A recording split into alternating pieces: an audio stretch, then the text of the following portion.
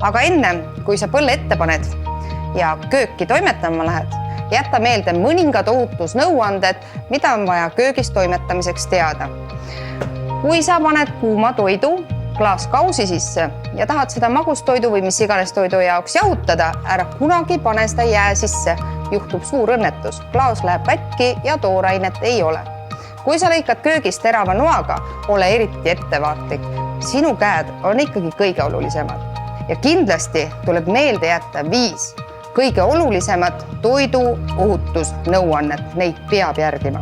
Toiduohutuse 5 võtit on siis siin. Hoia puhtust ehk pese oma käsi ja korduvalt toidu valmistamise ajal. Kindlasti pese ka käsi, kui sa käid ruumis, kus tuleb olla ainult üksipäini. Pese ja desinfitseeri kõik pinnad, köögiristad, mis iganes sa kasutad toidu valmistamiseks. Hoia oma köök ja toit puhtana. Teiseks, eralda valmis toit toorest. Miks? Sellepärast, et toores toidus, eriti looma- ja linnulihas, mereandides võivad olla ohtlikud mikroorganismid, mis toidu valmistamise ajal jäävad ellu ja teevad sinu kehale liiga. Tarvita toore toidu töötlemiseks eraldi köögitarbeid ehk nuge ja lõikelaudasi.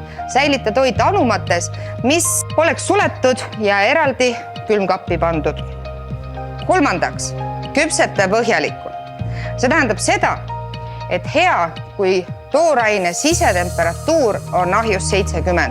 Kasuta selleks termomeetrit, mis on enamik ahjudes juba tänapäeval olemas. Neljandaks, tuleb sul teada kindlasti seda, et väga ohtlik temperatuur toidu jaoks on 5–60 kraadi. See tähendab seda, et ära jäta valmistatud toitu toatemperatuurile rohkemaks kui 2 tundi. Kui toit on söödud, alles jäänud toit aseta koheselt külmkappi. Ja 5. reegliks, kasuta puhast vett ja värsket toitu. Ja kõige olulisemaks on see toitu tasakaalustatult ja sul on oma kehas väga hea olla. Ilusat isu!